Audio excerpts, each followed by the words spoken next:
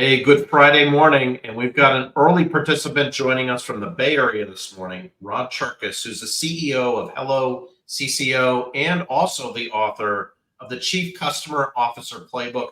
We've got a great conversation today about customer success, AI. We're going to hear a little bit about Rod's book and kind of that process and what he's learned as part of that. But every week, as you know, we start off with a poll. And this poll actually also ties to Rod's background too. The question that we asked is who's responsible for the expansion opportunities in your company? And maybe just some context here as to why this came up. I've got it in the sentences above, but I was doing some research one night and I ran across a company called Fastly, public SaaS company. I believe they're Bay Area based. And in the last year or two, they've had a real difficult time, like a lot of SaaS companies and some of our clients too, are having a real challenging time with growth. And so much so that they hadn't signed any new customers. This is according to Jason Lemkin of SaaStr. They hadn't signed any new customers last year, yet they were still able to grow by 18% because they've been able to retain and expand their business. So that's what prompted this question of where would you put your bet on either CS or sales and AE? I bet toward the sales and AE side only because the environment that we're in right now is so challenging growth-wise that your AEs are probably sitting a little bit idle and they're professional closers. So in that environment and in that situation, I would bend in that direction. I'm not convinced I would have that function doing it forever, but I think in this environment, I would have that function do it. But Meg, I'm curious, what was your reaction to this poll? Yeah. Well, I mean, I really land very much in the camp of having sales or an AE kind of function be responsible for expansion. I think when you cross customer success with different kinds of objectives around expansion, you start to ask a lot of the skill set of that group of people. And you ask a lot of your customers' willingness to trust that those people are there to help and not to sell. And by separating, there was a CMO that I thought really nailed this by saying, it's the difference between love and money. And it's not to say that a salesperson can't show some love, and it's not to say that a CS person isn't the absolute best source of expansion leads. They are, but having two different roles to do two different things with two different objectives, and somebody whose entire focus is on making sure that customer gets impact. If you dilute that by asking them also to carry a quota, and they're going to focus on other things than just making sure that customer gets impact because they have to in order to meet that number. So I land in that camp, but we've got the perfect person to weigh in on what he's seeing in the market and what he thinks is successful, especially given the dynamic, if it was a euphemism really, for the way the market is right now. Rod, thank you so much for being with us today. We're delighted to have you. I'm so happy to be here. All right. Well, what say you on our poll? Yeah, I think that what I'm seeing are a lot of organizations do have sales responsible for the expansion quota, and it's an area where they do have this expertise in negotiation, in closing, in taking it through opportunity identification. But I do believe that the CS teams play a really important role in uncovering and listening for those expansion opportunities and creating fertile ground for those expansion opportunities to actually happen. The characteristics of companies that are likely to expand include when you do have usage that's strong, when you're able to demonstrate and measure value, when you have strong champions and advocates internally that are willing to speak up on behalf of your solution, and when there's growth opportunities that you can identify. And what I often see is the sales team, if they come in and say, all right, tell me about where your opportunities are. What are the other businesses that would want this? They don't necessarily get that type of honest information. But when you're a CSM and you're having those regular interactions and you're listening actively to what your customers are saying, you're getting those clues that I believe can be really useful, that if there's great conversation and connection between your CSM and your sales team, can be very accretive. Yeah, you make a really good point about that relationship between CS and the sales side of things and communication being really, really critical. I guess the other leg in that stool is marketing, like the relationship with customer success and marketing, maybe more strategically around adoption or retention, maybe even expansion. Where do you see marketing in that dynamic of the CS and the AE dynamic? Yeah, well, increasingly over the past year, there have been both financial concerns that companies have to be able to use their investments and resources most efficiently and most optimally. A lot of teams have not been able to hire or add resources as your companies grow. So companies are looking for ways to be more efficient.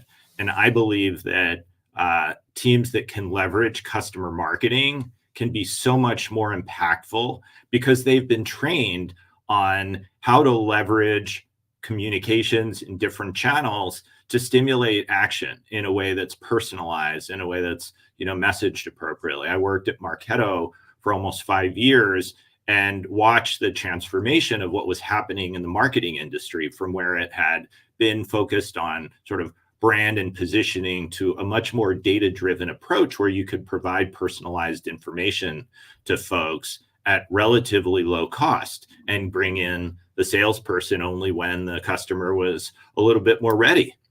And I think the same type of approach can be used with customer success and customer marketing working together, where customer marketing can do a lot of the work at scale to provide very personalized messages and approaches to customers to help them learn about new capabilities, see how to use the product efficiently, and get customers ready for expansion or for being able to drive value. So I would love to see and continue to encourage my clients to put, either get customer marketing dollars and investment in your business, or to even be able to bring in customer marketers into the post-sale organization as part of your teams. Yeah, I'm with you, Rod. I think it's such an untapped opportunity for companies to look at a partnership between marketing and customer success and account management for that matter as really, it can do a couple of things. It can reduce cost to serve post-sale because, as you said, marketing outreach is scaled and very cost effective, and it's really efficient. And oh, by the way, it's what customers want, right? They don't always want to have to call somebody or reach out to somebody. They want to be able to get what they need, and that's marketing all day. But the flip side is I think it can also reduce customer acquisition cost, right? So if you're both renewing more of the people that you have because they're getting impact efficiently, and you're able to efficiently identify through your customer success team and customer marketing engagement who might be ripe for some expansion opportunity, there you go. You're making money and saving money. And that, I feel like in the current market's a win-win. But what are some of the ways you're seeing companies make a case for that combination of customer marketing and customer success? I know for many companies, you're not adding people right now. So what would be your advice to people who want to go down this road, but they're not sure how to make it work? Yeah, a lot of times it's out of necessity. Companies have a limited amount of resources, let's say, for their customer success teams. They want to make sure they're focusing those resources on the potentially highest value companies or companies with the highest growth potential, which potentially leaves a large percentage of customers that should be nurtured, but not necessarily actively followed up on. And this is a perfect place where customer marketing can help.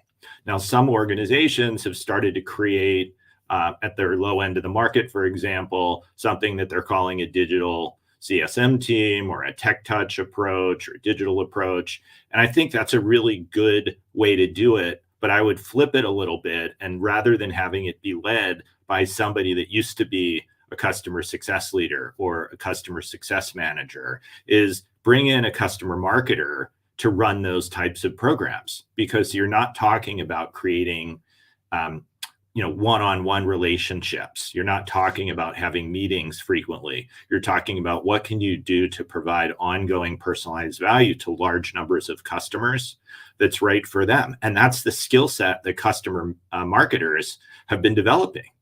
Now, I think the miss is that customer marketers are often part of the marketing team that has, targets in bringing in new logos or new leads. And this is a little bit harder to measure the impact of a customer marketer in, retaining customers or driving expansion opportunities. But I do think that it's worthwhile for the post-sale leaders to advocate for, bringing in or just hiring a customer marketer into that type of role. Makes a ton of sense, and I'm having a little camera hiccup here, but I'm on my B camera now, so you're talking.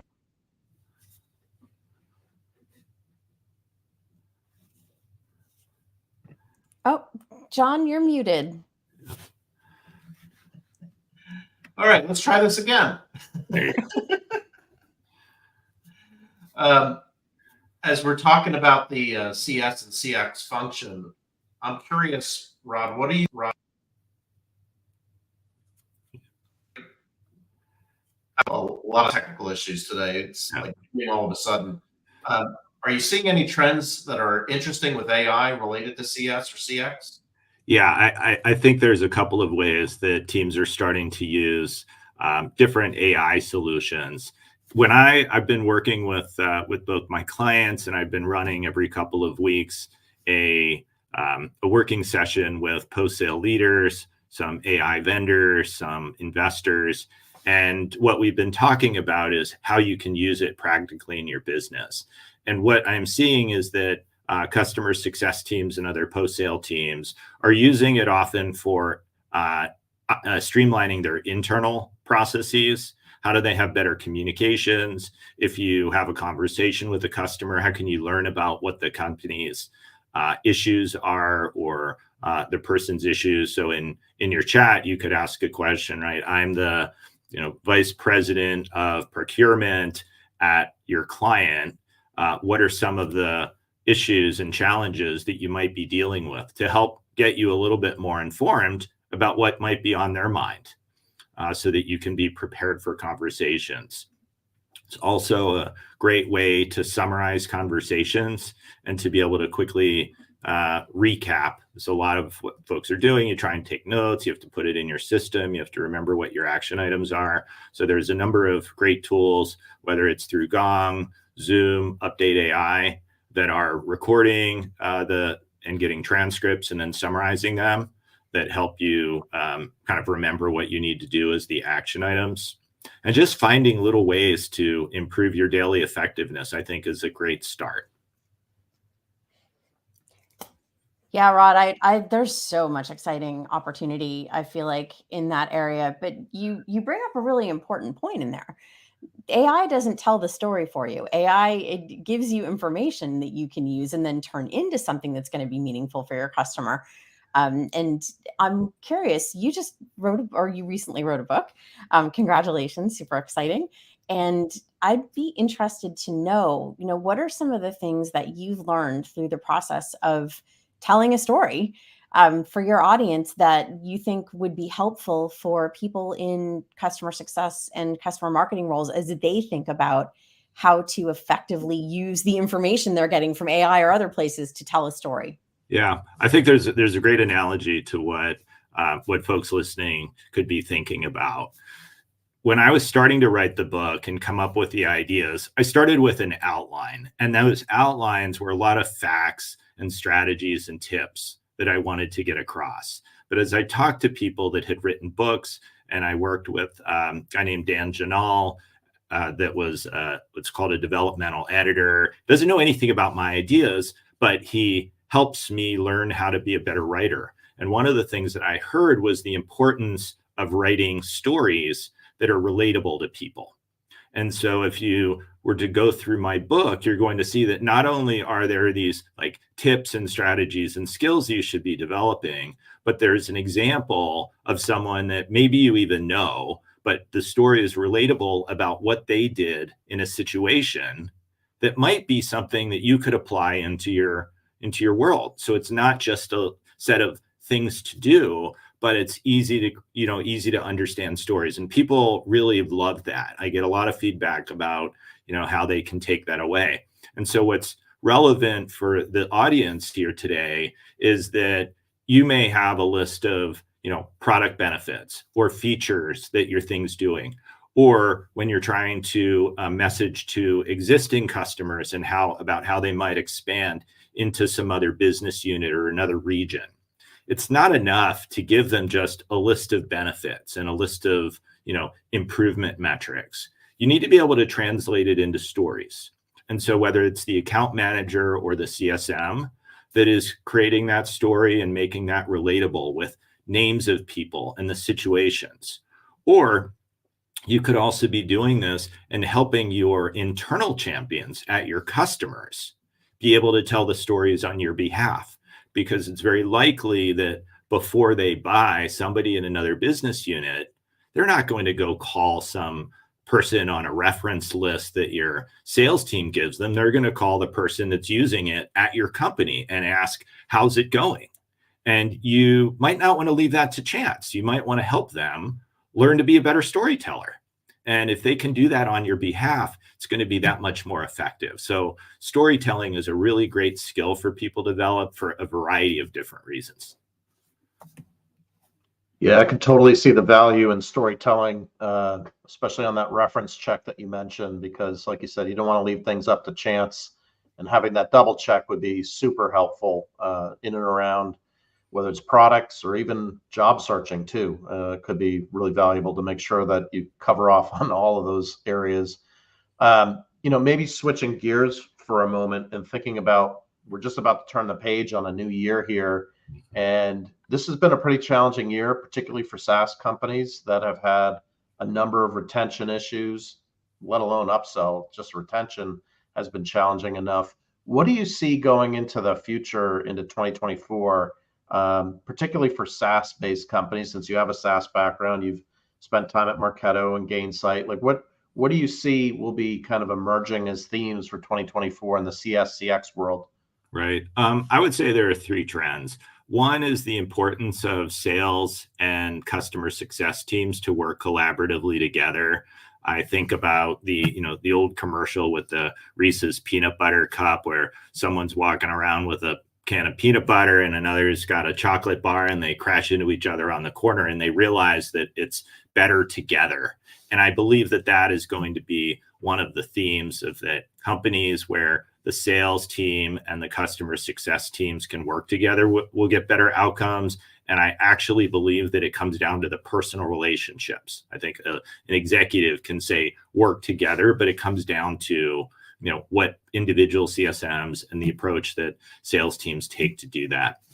Second is, I think that customer success organizations are going to learn to be more data-driven and pick up skills to make them more commercial, where they won't necessarily fear this concept. I don't believe they're going to be salespeople, and I don't believe that they need to develop all the skills of a salesperson, but I do believe that they will increasingly take on responsibilities for listening more closely, for uncovering opportunities, for being being thoughtful and having an approach that will ultimately lead to more expansion opportunities. And then, if they're not responsible for the commercial outcomes, at least having that strong dialogue with the account team or the account manager to develop a coherent plan and work together. So I think they will take on commercial responsibilities.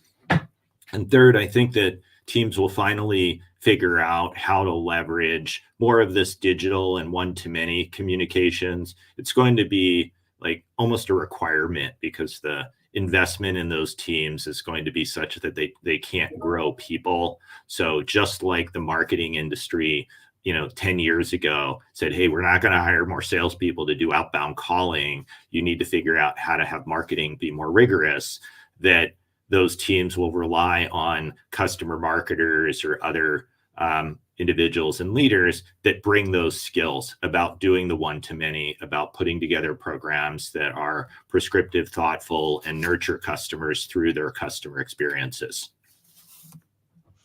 Yeah, Rod, I think that's a really good sort of vision to paint for the future. Um, but it's also a vision that requires some leadership and I think some maybe different thinking than what a traditional CRO or head of marketing might bring to the table. You have, literally written the book on how to be a CCO. What role do you play? What role do you see the CCO playing in building that vision and executing that vision alongside marketing and sales?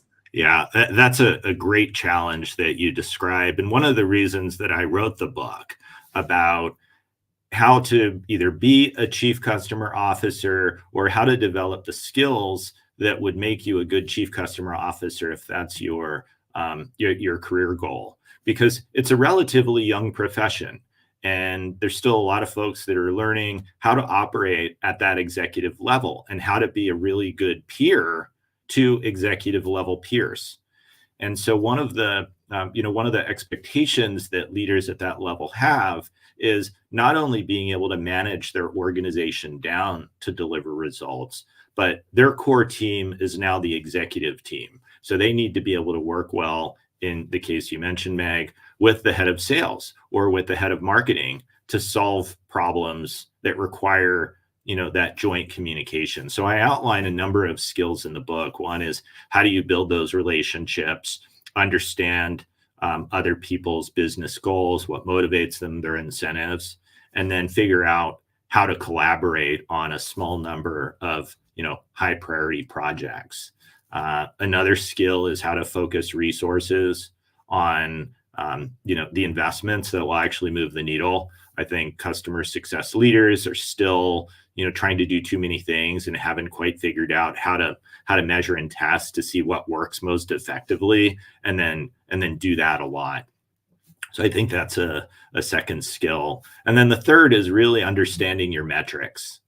How do the metrics of a customer success leader and the metrics of a marketing leader, how can they work together? Because ultimately, there's not that many metrics that at a company level you care about. You're trying to grow top line revenue and do that in an increasingly, productive, higher margin way. And if everybody's moving in that direction, how can you leverage resources across the organization? Yeah, I was just reflecting on some work that David Spitz did recently, who's part of Benchmark Insights, and he was talking about the cost of sale, the cost of acquiring a new customer, which has been really, really challenging lately, as all of us are well aware. Just getting new growth in the door has been a really challenging year to do that. And thinking about the challenge, because the cost is so high, the percentage of sales and marketing as an expense has also gone really high. He wasn't really clear on his benchmarks if the sales and marketing included CS or CX or not. I'm assuming it probably did, but I'm seeing kind of pullbacks in a couple areas of marketing, seeing pullbacks in terms of headcount. And also on the SDR side, I'm hearing that very sharply, but I haven't heard much about CS and CX in terms of kind of the future org and efficiencies. Are you seeing anything there in terms of investments or maybe fewer investments, or just, hey, we're not going to hire the next headcount, instead we're going to go to AI? Like, what kind of trends are you seeing there right now? Yeah, most of the trends I see with my clients are that their headcount is flat as the companies are trying to grow. There have been, over the last year, there certainly have been rifts and layoffs at companies. But what I've seen is that the customer success teams have not been as significantly affected as other parts of the organization. So I don't know what the entire industry trends in. I had a conversation with Nick Mehta a couple of weeks ago, and he was saying that like across the world, the number of CSMs has been flat, even though we might get the impression that there are lots of, turnover in the organizations, but it's been generally flat. So that's kind of what I'm seeing. But I do believe that more teams have to focus on where they invest those resources. I don't think it's just about the dollar value. I think it's about the return on the investment of CSM teams, which relates to the cost of acquisition. right? So if you marketing and sales teams spend a lot of time measuring CAC to bring in new customers, but the cost of your customer success team is already a sunk cost. And I believe that companies should expect more from those CS teams to not just like raise their hand and create an opportunity in Salesforce where there's a title and a guess about the dollar value, but where they should expect more from understanding what the opportunity is. Who are the key people? Who are the influencers there? What are the business problems? What are the gaps that they might need to overcome before they'd be willing to make an investment? Because what I see is it's not just about, oh, we've got this other business unit and we're going to go talk to them and then they're going to buy. Like if it were only that easy, companies wouldn't have all these big enterprise customers. They're only operating in one group. But how do you leverage your existing relationships and the value you're already providing to get into those new organizations? And I think that can be a much more efficient cost. And I think the time, I don't have any data around it, but what I sort of see with my clients is the time to close is also shorter. So your pipeline turnover is going to be a lot higher than if you were bringing in a new customer and had to start from scratch. Yeah, absolutely. I think if companies, are able to build a funnel, view or whatever view they have of their, efficient sales process, and you separate cross-sell or upsell to existing customers from net new, I think you see dramatically different experiences and outcomes, and the customer line item there is going to look a lot more efficient and profitable. So I hear you, and I hope companies take that to heart and think about that as part of their 2024 focus, because it will yield huge returns. And Rod, thinking about that, what is something that you don't see heads of customer success, chief customer officers thinking about going into next year that you think they should? I'd love to have them think more about how they can leverage AI to make their teams more productive and more efficient at this time where their CFOs are asking them to improve impact margins, be more productive, get more done with, if nothing else, the same number of people. So I'm hoping that some of the hype of last year and some of the anxiety about bringing in new technologies starts to settle, and leaders find even small ways to test out how they can use it in their teams, how to be more efficient, how to get more data and insights to customers that will enable them to service more, grow their customers more, spend time with customers. I actually had an example a couple of weeks ago where I had my annual physical with my doctor. And when I got in there, he put his phone on this little stand. This was Palo Alto Medical Foundation using a solution called Scribe. And he asked if it was okay if he recorded our conversation, because that enabled him to not have to sit at his computer and type in, which is what happened in my last annual review, right? He asked questions and he looks up to ask me the question. And then as I'm talking, he's typing it into his system. And basically that was how the whole 30 minutes went last year. And this time he's sitting there and we're like talking face to face. And he said that it's actually shockingly useful, because if he asks the questions in a good way, the system is capturing it and putting it in where it needs to go. And it gives actually an incredibly useful summary. And I believe that that's just one example of how customer success leaders, and I'm sure that would be similar for account managers, salespeople, that they can be listening more and more engaged with their customers and not having to do some of the administrative work. And that can be where account managers and customer success managers can be that much more productive, how much more customer facing time you can get where they add value versus doing these administrative tasks. So it's just an example of how I think teams can be looking for ways to be able to do more of the high value activities and maybe eliminate some of the more tedious work. Yeah, I think you hit the nail right on the head here with even with sales doing that kind of work with Sybil or Fireflies or just a note capturing capability, very similar to the story that you just shared about your doctor, of being able to capture that information so they can be in the moment as opposed to, going back and forth and writing things down and remembering. That's the other beauty too, is all that stuff gets recorded. So, it is really interesting from an AI perspective. I just noticed time. This has flown by. Any closing thoughts, Rod, on either how to get a hold of you or your book? You said, I assume Sure. it's on Amazon? My book's on Amazon, called The Chief Customer Officer Playbook. If you're not connected to me on LinkedIn, please make the connection and reach out. And you can also visit my website at rodcherkas.com, where I've got dozens of templates and resources that make it very practical and easy for you to apply some of these experiences and some of these processes in your day-to-day. So thank you so much for including me, and tell good stories. That would be my takeaway for everybody. Use AI actually to help create those stories. All right. Well, thank you very much, Rod. And I can say Rod's great to work with. I've worked with him, and he certainly helped our organization. Not the one I'm at currently, but a previous one. But I'm always impressed by your knowledge, Rod. Thank you. And happy Friday too. Thank you, Meg. Thank you, John. See you next time. Absolutely. And we're wrapping things up here for the holiday. We'll be back early next year with G2 Intent product leader, Anna Charity, who will be sharing her vision of what she's seeing from an intent perspective with G2. And G2 is a leader in that area. Really excited. Hope everybody has a restful holiday, and we will see you next year.